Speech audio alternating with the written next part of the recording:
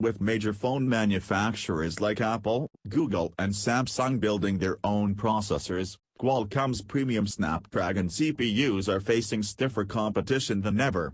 But there are still some companies that still need those chipsets, Asus being a notable example. The Taiwanese electronics giant's ROG phones have high-end components aimed at the most demanding users and mobile gamers. That's exactly the audience for the new smartphone for Snapdragon Insiders, a phone that Qualcomm built with help from Asus for its fans. It boasts features like a 6.8-inch screen with a 144Hz refresh rate, comprehensive 5G support, fast charging and special audio enhancements. Clearly, this $1,499 device is a showcase for Qualcomm's strengths, and though its name says it's for Snapdragon Insiders, anyone can buy it. But should you? That depends on a few things, one of which being your preference on phone sizes. This is a big phone. At 210 grams, the smartphone for Snapdragon Insiders is one of the heavier phones I've used recently. Many devices with such large screens tend to weigh about the same. The Galaxy Note 20 Ultra is lighter, but the iPhone 12 Pro Max and Galaxy S21 Ultra are actually even heavier. The SSI also looks notably different from the iPhones and Galaxies, which, depending on your taste, could be a good or bad thing. Its rounded rectangle body has a matte blue finish with shiny red accents on the camera bump and volume button. And you know how bezels for selfie cameras went away over the last 2 years on most flagships? That's not the case here. There's still a thin border above the screen where the sensor sits. That, combined with the silhouette and finish, make the SSI look pretty outdated. Another polarizing feature on the SSI is an illuminated Qualcomm Snapdragon Fireball icon on the rear, below the fingerprint sensor. You can set the light to breathe, turn it off altogether, or have it stay on all day. Even when it's not lit, though, the logo is pretty obvious. It adds clutter to the phone, and made feeling for the fingerprint scanner confusing whenever I wanted to unlock the device without looking at its back. One last note on design, the bump for the SSI's triple camera array on the back is a surprisingly compact horizontal row that's neatly tucked away in the top left. It's smaller and thinner than those on the Galaxy and iPhones, though it still protrudes enough that the handset doesn't lie flat when you put it on a table. Topping the list of the SSI's premium specs is its display. The AMOLED panel is from Samsung, and it runs at 2448 by 1080. It also refreshes at 144 Hz, which is one of the fastest on modern smartphones, beating the Galaxy S21 and Note series, not to mention the iPhone family. To ensure that you're shooting at your enemies as quickly as you can tape on them, that display also offers a 1 ms response time. I furiously scrolled up and down on the Engadget homepage, as well as my Instagram feed, and the display kept pace with my finger. Shooting at my enemies on League of Legends Wild Rift was similarly responsive, and a first-person shooter like Call of Duty was also satisfyingly speedy. Since it's an AMOLED panel, it also delivers vibrant colors and deep blacks on videos and photos. Its peak brightness of 1200 nits also makes for easy viewing under sunlight. It's worth noting, though, that the 20.4:9 aspect ratio causes some content to be cut off. The ends of long messages in Telegram, for example, disappear into the edges of the screen. Qualcomm doesn't appear to have optimized its display to accommodate all apps. The smartphone for Snapdragon Insiders is one of the first to feature Qualcomm's Snapdragon Sound technology, which promises low Bluetooth latency, multiple listening profiles and smart amplifier software. It also has 4 mix and Qualcomm's high dynamic range audio record, which the company says is capable of delivering studio-quality recording.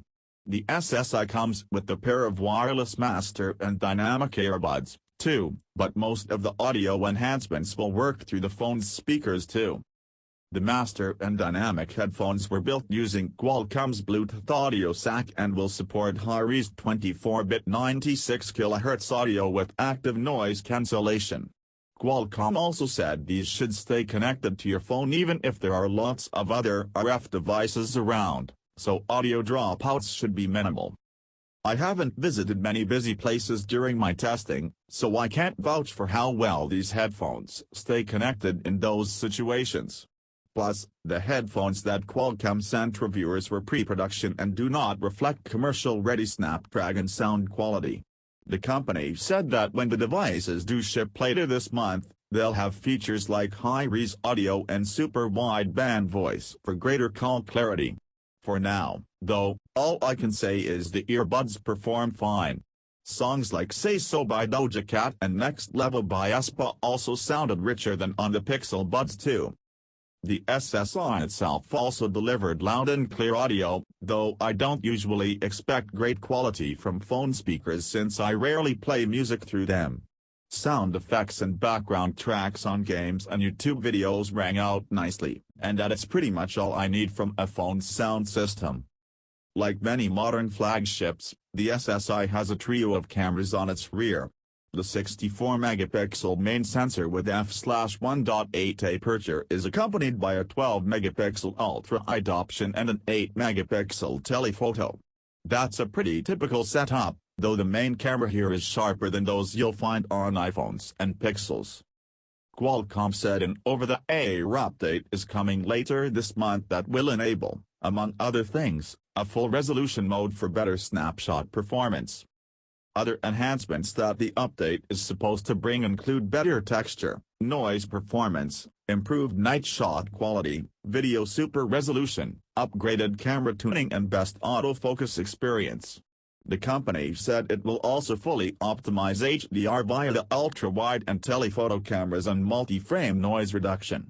That's far too many things coming that could sway how I feel about the camera, and I wish they were available to test before the phone hits shelves later this month. For now, I'm supposed to take Qualcomm's word for it, and that's not how reviews work. Without the updated software, the SSI delivered lackluster photos that paled in comparison to the Note 20 Ultra and Pixel 5s. The Qualcomm phone's images hit a blue, sometimes green, cast and weren't significantly sharper or clearer than the Pixels, which costs hundreds less. Google's portrait mode is also superior, and it never failed to keep the lanternfly I was taking pictures of in focus. Meanwhile, the insect came out blurry in 90% of the shots on the SSI. One thing I was able to test is a unique auto-tracking mode. Qualcomm re-architected its AI engine to run machine learning-based tasks better, and one of these features is an auto-zoom tool in the camera. When you use the auto-tracking mode, you can tap on the viewfinder to designate a subject, and the camera will automatically adjust framing to make sure your pet or loved one is always in the scene. And by the way, this isn't an autofocus tool that makes sure your kids or fur babies always look clear. Qualcomm's method will actually zoom in and out to give your selected subject the spotlight. When this worked, like when I shot a clip of our video producer, Bruno's adorable dog Zen as she ambled around the room, it was lovely. The camera zoomed until Zen's face took up half the screen and we were staring into her soulful eyes, and zoomed out when she moved out of frame so we always saw her. But in my testing, the system was not always good at identifying people's faces and separating them from the background. That would be fine if it simply didn't do anything in those cases, but the resulting footage was nauseatingly jerky and looked like the camera was searching for the subject. This is a nice tool in theory, but even if it worked perfectly I'm not convinced I'd use it much.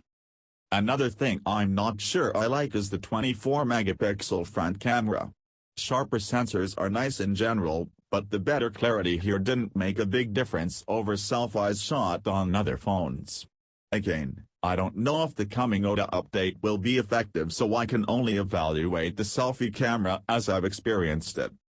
With the Snapdragon 888 CPU, 16 GB of RAM and 512 GB of storage, the SSI has plenty of muscle and ran smoothly for most of my time with it. I encountered occasional hiccups when shooting portrait mode pictures in rapid succession and when trying to shift focus in auto-tracking mode, but those are pretty specific to the camera. When I played League of Legends Wild Rift with screen recording on, the phone never lagged. It's worth noting that the SSI often ran hot, though. After a couple of minutes of concurrent gaming and screen recording, or a few attempts at capturing video in auto-tracking mode, or even just a round of Settlers of Catan, the area below the fingerprint sensor got noticeably warm.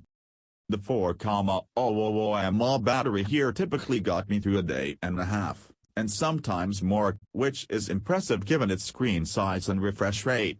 That's also in line with most devices in this class, like the Note 20 Ultra and the iPhone 12 Pro Max, and better than the S21 Ultra. I didn't go out a lot, so I wasn't using 5G much. If you're a heavy data user or you set the logo on the back to stay lit all day, the runtime will likely drop. Speaking of, the SSI supports both mWave and Sub-6 5G, though your experience of the speed improvements this brings will depend largely on your carrier and service area. When you do run out of juice, it won't take too long to get recharged.